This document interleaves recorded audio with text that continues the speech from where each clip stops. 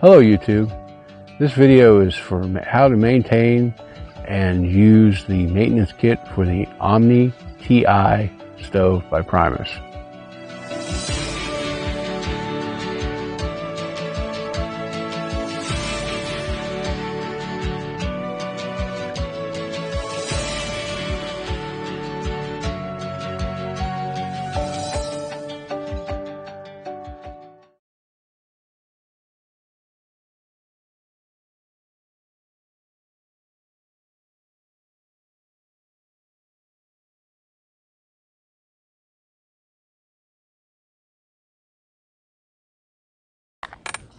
The Primus kit contains a 0.25 jet, 0.32 jet, and a 0.36 jet. Comes with a screw, a flame spreader, a grease tube, a leather washer, priming pad, O-ring for the valve, and an O-ring for the spindle. And basically what this kit is for the stove itself. It's not for the pump. The pump, there's a separate kit. If we open it up, you can see it has all the components that you might need. Here's your pads, your burners, placement cap thing, all the O-rings and so forth. Like I said, here's your leather piston cap. And this is real leather, by the way. It's not made of rubber. So these actually work better with more corrosive fuels like your gasoline, kerosene, and so forth. And it comes with some lubricating silicone, silicone grease, and helps with seals and lubrication. And it comes in a nice little red box, that would fit in your pouch. So you can bring this with you anywhere you need to. Now, unlike the, like I said, unlike the Whisperlite stoves, it has a kit that handles the pump and the stove. Primus sells them separately. The stove has a kit, and the pump has a kit. And the reason this is because they use the same pump on many different stoves, and it's just easier to get exactly what you need. Also, it's possible to have many different pumps for the same stove because they're all interchangeable somewhat. Some people may have an older pump and bought an upgrade kit to upgrade, the pump on their stove, so they would need the newer kit. So selling one specifically for that stove may not make necessarily, any sense. And they don't have to include parts that you don't need because you don't have that stove, by saying, I'll include all the parts for every stove that I have, which MSR does. So you end up with a bunch of parts that you'll never touch. Anyway, that's the Primus stove repair kit. How to change a burner. One thing you're going to need to do is you're going to have to unscrew your cap. Now on this particular one I have the silencer cap on it, but you may have one that doesn't have the silencer cap on it. But you just untwist this and then pull this off. And as you can see, now I have this hooked up. Normally you wouldn't want to have that hooked up while you're doing this. So I'm going to make sure this valve is shut, but generally it's good if you're doing maintenance on your stove not to have that. But you might have it because you're kind of in a hurry or something screws up while you're using it. But anyway, to change the jets, like I said, we're taking that off. Basically, take your tool. It's got a little hex nut thingy on there. You line it up there, and basically, once you get it on there, you can twist this, and that loosens that up, and just unscrew that.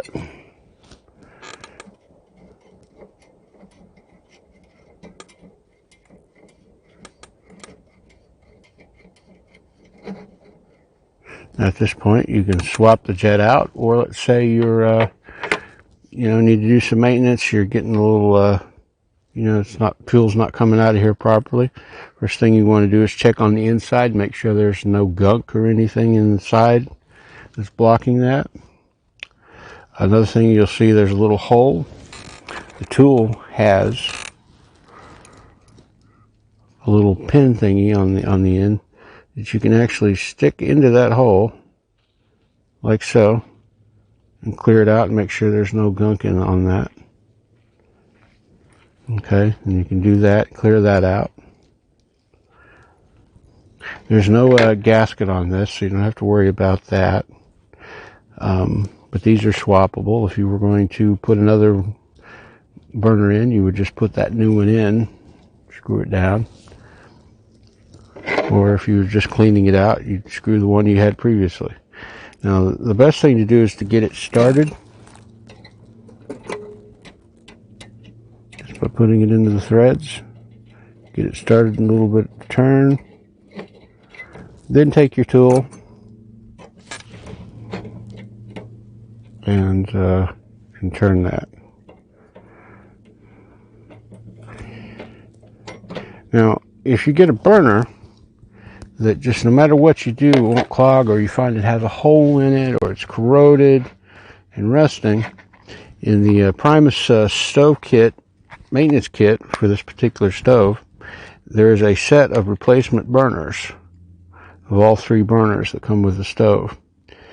You can take one of these, drop it in there, and it will work. Just make sure you use the one that's proper for your fuel type that you're using.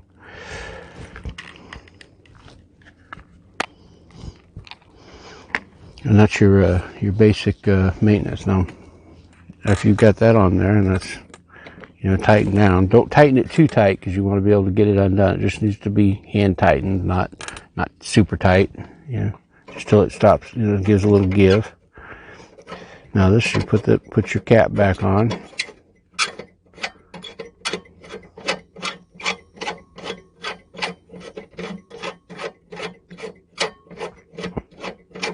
Like I said, you might have the one that comes with it. The stock cap. They also sell these stoves with the cap already on it as well now.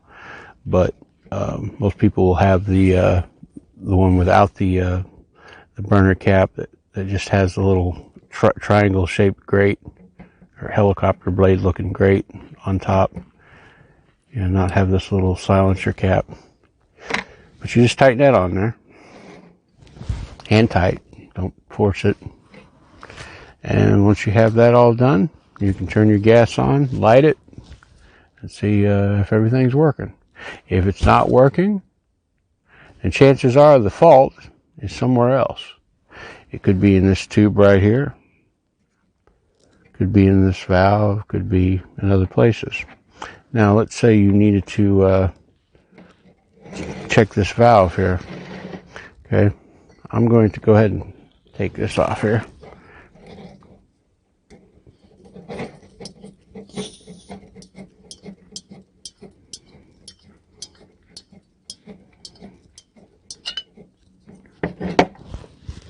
Anyway, let's say we think the problem is right here. Now, first thing you want to do is we need to check this valve. You want to take this piece off here. Now, as you notice, the tool has a little bracket here, and you can loosen or tighten this right here.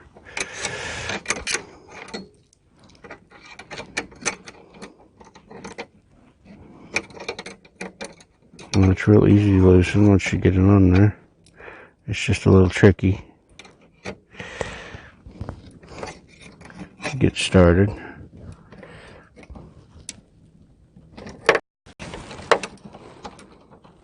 I've never actually taken this apart because it's brand new, so it doesn't really need anything done to it. But you unscrew that, get loose. You can look inside here.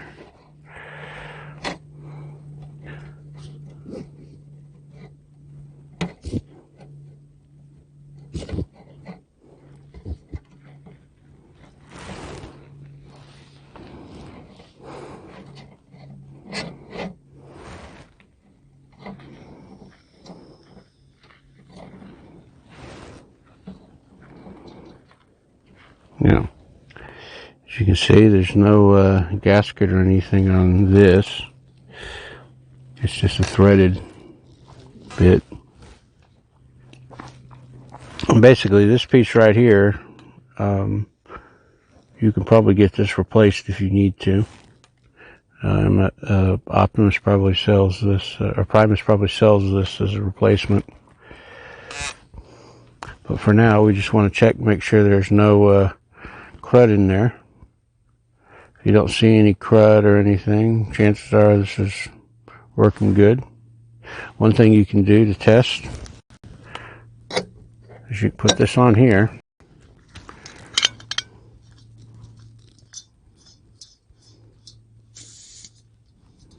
Okay, point it away from you.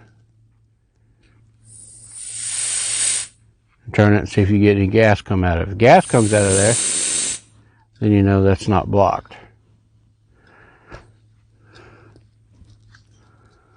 Be careful when handling this after running gas, because this can get cold and you want to freeze your hands to the thing.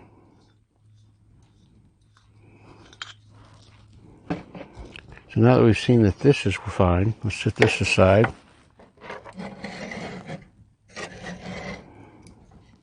Okay, now the next thing we want to check is make sure there's nothing in here that's blocking. If you don't see anything, you know, in this little area right here, you know, and that's clear, you're probably okay.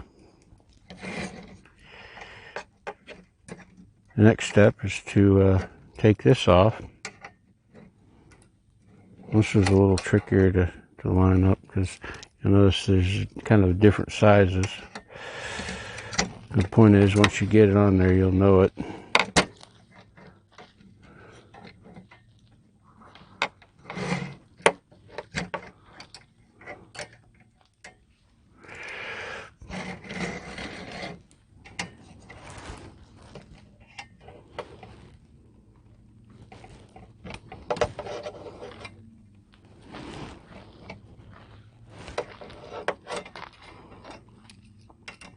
Also bear in mind that sometimes these don't line up perfectly, I've discovered. So one thing you want to do is, before you ever take it out, make sure it actually fits on there. Now we got it. Okay, basically, we'll turn that and get it loosened. Unscrew that. And what will happen is, when I do this, I'll undo this.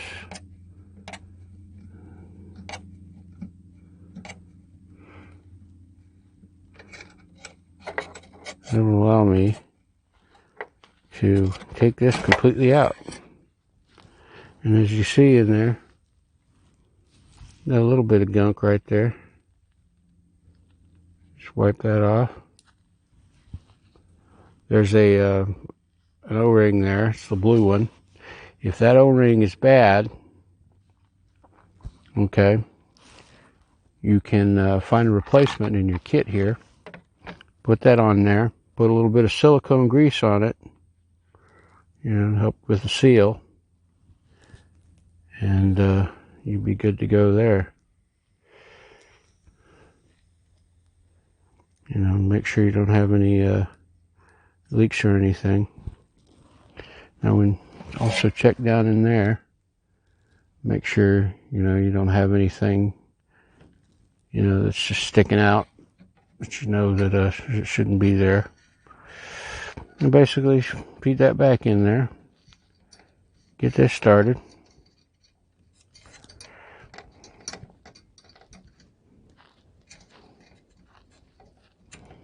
And slowly turn that in.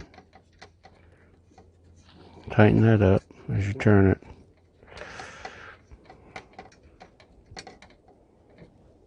And then when you get that all the way, get that, take your tool,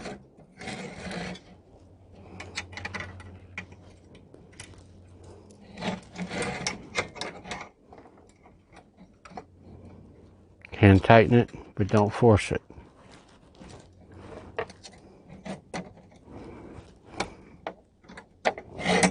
Make sure this turns. and open it all the way. Make sure it stops. Okay, now that you've tested that and you think everything's fine, the gasket's fine and whatnot, take your hose, reconnect that up there.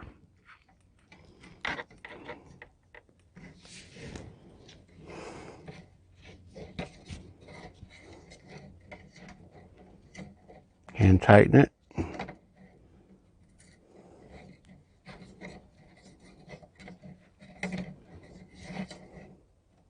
You get it all the way to the end, take your tool, get it on there, and tighten it up, but don't force it. Make sure you got a good seal on that. Take your thing,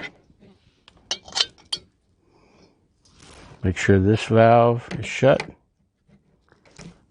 make sure this valve is shut. Put your fuel canister on.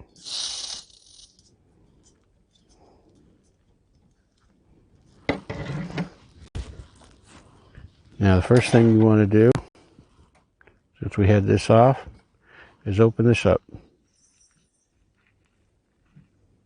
Listen to see if you hear any leaks coming from that. You should not have any leaks because this valve should be shut, this valve is open. Gas will enter into the pipe, and you should not have any leaks. Make sure you don't. If there's you probably feel it get cold or something. Next thing you do, take your lighter, let gas out, light it. If it don't light, chances are it was something still plugged and not sealed properly. If it lights up fine, make sure you don't have any leaks here. Crank it up a little bit. Seems to be working good. You're back in business. Those are the three major things where you may have a clog when using propane-based or butane-based fuels. Your isopropane and so forth, your canisters or your big cans. Now, if you're using one of the big canisters, you may have an adapter. You want to make sure that adapter's functional. If it's not functional or it fails, throw it away, buy a new one. The threads do wear out on them, and sometimes they leak. Being too as close to the can, you do not want to leak at where the can is, because you know this. You get a flame coming out here, it could cause this to rupture and explode, and it could kill you. Anyway, this basically goes over, you know, everything as far as just basically clearing out the lines and making sure everything is clear. Now, one of the things the kit comes with is a replacement preheat pad. Now, what this pad does is it goes down in the bottom here and allows you to keep this, to put a little fuel in there to preheat this so that vaporization works properly when using liquid fuels, say white gas or kerosene or so forth.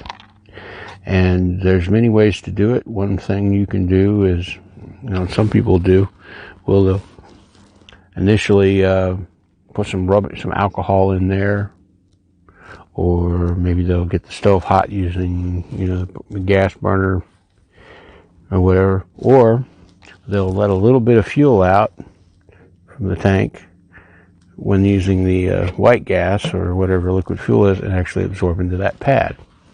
Now, the fuel absorbing that pad, you basically light that pad without turning any of the gas on. Basically, you just put a little fuel in there to make that wet, and then you close all the valves and you light that. And what that does is that burns, but because it's made out of a special material that's fire resistant, it won't burn. It just burns the fuel, and it heats this all up and gets it nice and hot.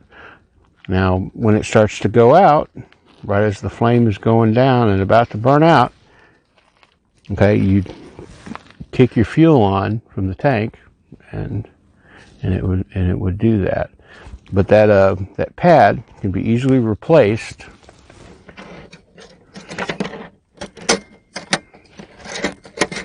by let me take it off the stand here. Most of you will probably not have the stove paw stand, but it's a nice little accessory if you need it. But basically, at the bottom of the device, you'll see two little thread things, and these in your repair tool, you'll have these two little pegs, and they go down in there, and they allow you to turn this. And this allows you to do two things. One, it allows you to take the legs off,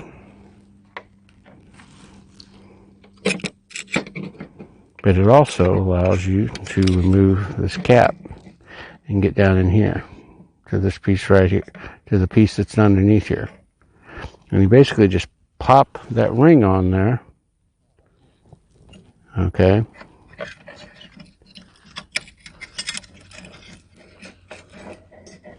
And you'll notice right here on this stand, there's a little lip there.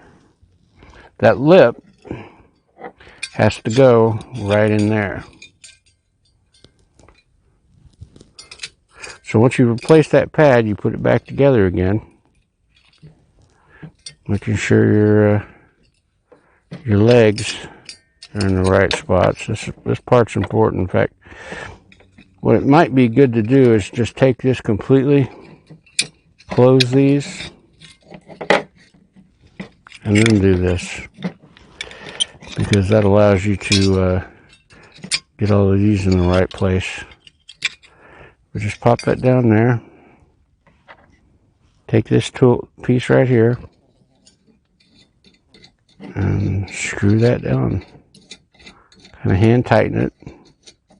The tension of the legs is relative, this screw here is relative to the tension on the legs moving this direction.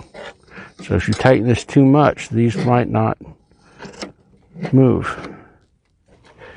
Okay, and so notice, see those little holes there?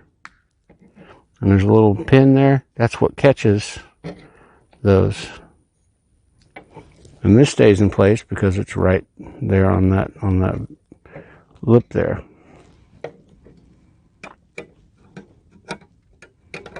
And just make sure that's tight.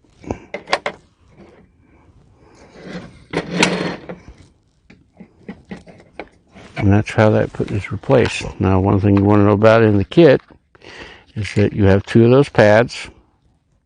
You also have a replacement screw. So if you lose that screw, you have this. Another piece that comes with is for the bit that I don't have. So if you don't have this cap, they have a clip thing that goes for the clip version of this, which this is the heat spreader for that, and that's your replacement for that bit. And as I said, you also have replacement burners and silicone grease.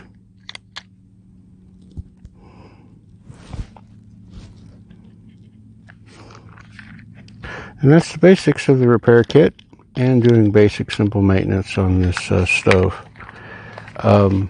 For information on doing the pump, we'll do a separate segment on that, because that requires a different service kit that comes with parts for the pump. Now, one thing I want to note is there are one or two extra gasket. There's a gasket in here and this little leather cap. These are for the pump, but they're all they come with. It's not doing for major maintenance. It's just for if you have to do a quick replacement. But you want the full kit to do a full-blown teardown of this. Thank you for watching this video. If you liked it, please click the like button. If you'd like to see more, click subscribe. You can also click on the bell icon to receive notifications when we upload new videos. If you have questions or suggestions for new videos, please leave a comment down below. You can also consider supporting us on Patreon, or you can join us on our Discord server. The links will be in the description below.